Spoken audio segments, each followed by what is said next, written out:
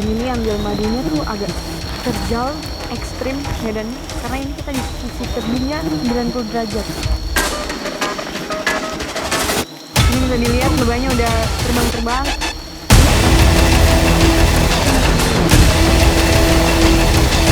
Ini banyak banget lebahnya, tapi saya harus tenang. Bisa dilihat bapaknya diserang sampai tutup-tutup. Saya nggak kemana, saya juga bingung. Ini udah sampai di sini juga masih diikuti.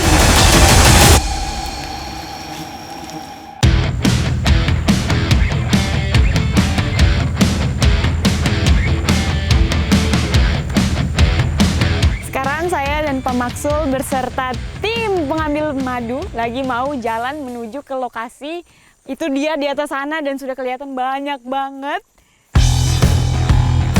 Koloni lebah penghasil madu berada di tebing Goa Ngalau. Untuk mencapainya, kami harus berjalan kaki sekitar 1 jam, melewati hamparan sawah dan hutan. Ini kita sudah mau dekat, jadi kita mau pakai peralatan untuk keamanan dulu.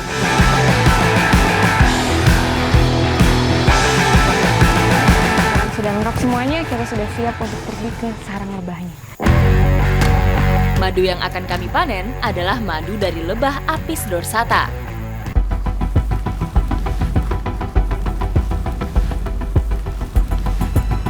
Ini bapaknya udah siap. Ininya dibawa ke atas juga, Pak, ya? Dibawa ke atas juga biar bapaknya aman dan punya senjata untuk mengusir lebah-lebah dari rumahnya. Itu dia banyak banget. Kita mau ambil yang mana, Pak? Yang ini. Kita mau ambil yang ini, yang agak lebih dekat ya. Memanen madu di tebing Goa Ngalau penuh risiko. Selain berhadapan dengan ribuan lebah, lokasinya pun curam. Salah perhitungan bisa fatal akibatnya. Terlebih, letak sarang lebah berada di ketinggian 10 hingga 50 meter dari permukaan tanah. Dan ini ambil madunya tuh agak terjal, ekstrim medannya, karena ini kita di sisi tebingnya 90 derajat.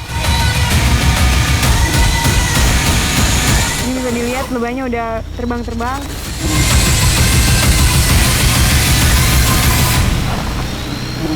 Ini banyak banget lebahnya, tapi saya harus tenang. Tidak boleh melakukan gerakan yang aneh-aneh.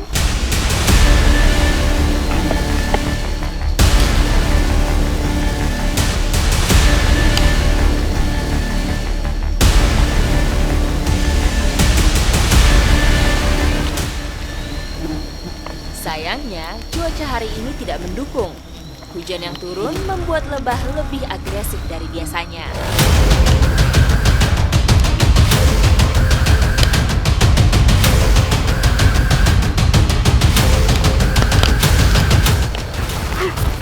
Ini udah sampai di sini juga masih diikutin, tapi di sana juga masih diikutin. Udah bikin apa namanya, asap biar itunya hilang. Itu bapaknya juga diikutin.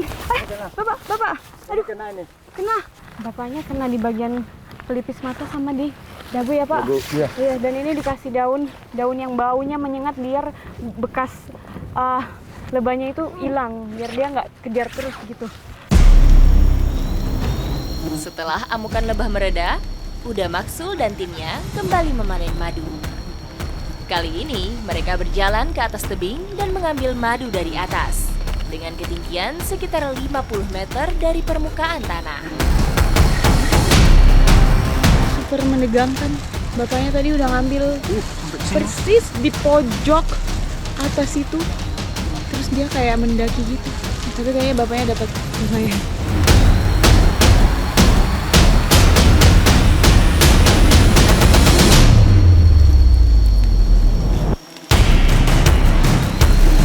Udah dapat, Pak. Aduh, ini masih diikutin lagi. Karena memang ininya lebahnya sampai ngamuk banget ini, sampai ngikutin ke bawah juga.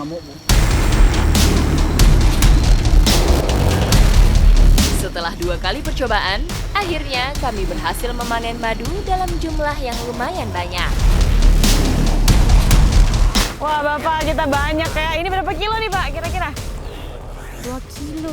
Lihat nih, masih ada lebahnya juga, ada madunya, terus masih ada sarangnya. Banyak, Pak. Waduh, ini kayaknya nikmat sekali ini.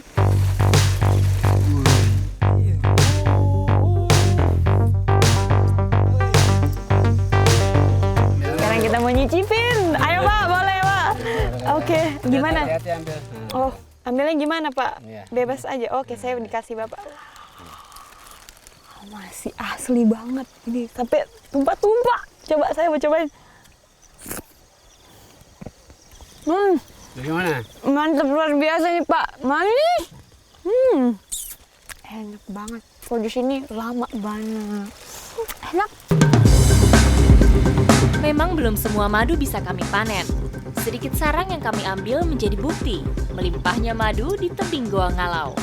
Apabila cuaca mendukung dan lebah sudah kondusif, Uda Maksul dan timnya akan melanjutkan panen madu. Memang kalau ambil madu di sini tuh penuh dengan perjuangan, dari lelang sampai ke sarangnya itu butuh perjuangan semua. Tapi terbayarkan dengan hasilnya ini. Ikuti jejak saya, jejak petualang. Monggo Pak dimakan.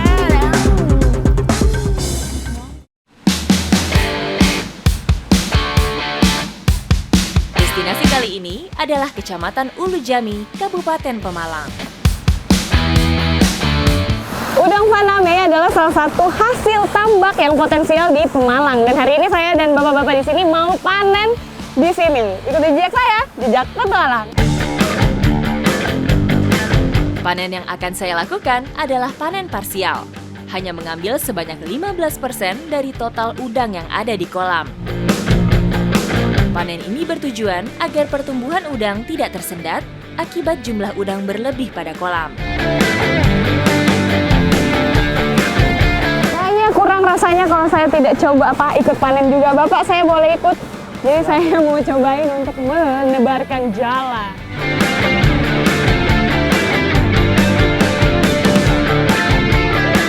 Saya sampai punya guru pribadi banyak untuk lempar jala. Pak, kayak mana Pak? Ulang. Oh, disuruh ulang nih. Berarti saya salah tadi. Ayo kita buktikan kalau kita bisa. 1, 2. Saya bisa. Udah diangkat. Memiliki tingkat keberlangsungan hidup yang tinggi, udang Faname cukup mudah dibudidayakan. Tak heran jika jenis udang ini jadi salah satu komoditas perairan tambak di Indonesia yang memiliki kontribusi ekspor cukup tinggi.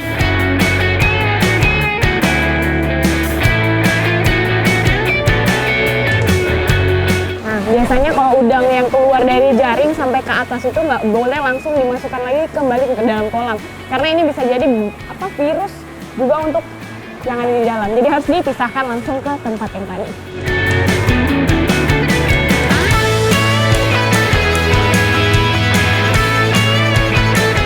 Udangnya banyak sekali dan biasanya kalau penuh itu sampai di sini, tengah. Itu baru dibilang penuh, langsung dibawa karena kalau misalnya nggak langsung dibawa, dia tuh bisa mati dan udah nggak segar lagi. Sebagai salah satu hasil tambak potensial, udang Faname masuk ke Indonesia sejak tahun 2001. Asal udang ini sendiri aslinya adalah dari Amerika Tengah. Yang saya bawa ini sama Bapak, 60 kilo. Kemana Pak? Oh langsung. Oke. Wow.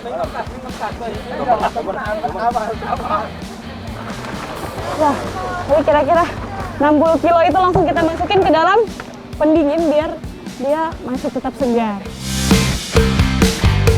Jadi kalau misalnya udang itu langsung kena air dingin, dia tuh langsung mati. Jadi mati tapi dalam keadaan segar, tetap awet. Jadi ini pengawet alami yang memang disediakan untuk mengawetkan udang ini.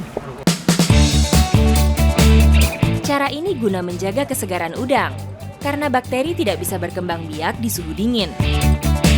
Ice killing, atau teknik mematikan udang dengan pendinginan adalah solusinya. Nah, setelah biasanya dikasih es seperti ini, selanjutnya tuh ada proses sortir. Jadi ini sudah mulai di proses sortir kita.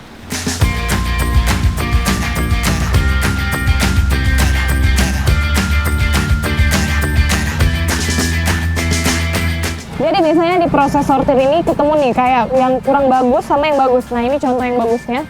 Jadi kulitnya tuh lebih keras dan kokoh. Kalau ini yang kulitnya lembek atau muda.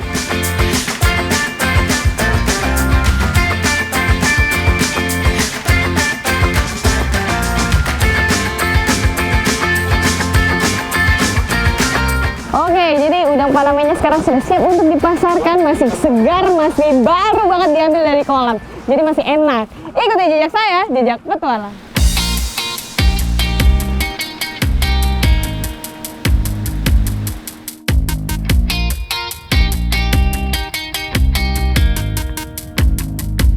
Udang Paname itu memang terkenal dengan cita rasanya yang enak dan juga gurih. Jadi nggak heran nih kalau harganya memang mahal. Dan sekarang kita sama bapak di sini mau ngolah udang Paname dengan cara yang sederhana. Membakar udang adalah teknik pengolahan yang paling sederhana karena mampu menonjolkan cita rasa khas dari udang Paname. Mantap, ini dia udang terakhir yang kita tusuk. Jadi sekarang sudah siap semuanya udang-udangnya untuk dibakar. Udang memiliki metode memasak yang terbilang cepat. Membakar udang tanpa mengupas sebagian kulitnya akan membuat daging udang matang dengan sempurna. Kandungan protein krustasianin pada udang akan terurai saat terkena panas. Itulah yang membuat udang atau kepiting berwarna merah sebagai pertanda daging di dalamnya sudah matang. Jadi dia sudah matang udangnya, jadi udang Paname ini tidak bisa dimasak lama-lama, cukup sebentar saja karena biar tidak alot dan cita rasanya tetap terjaga, tetap manis gitu ya Mbak.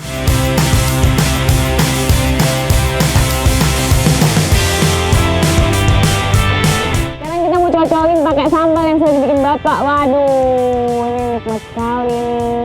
Bapak, mau kita makan?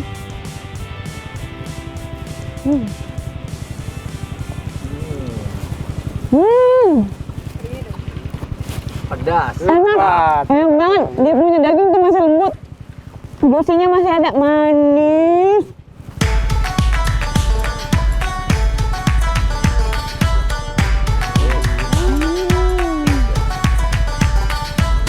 Ikuti jejak saya, jejak petualang.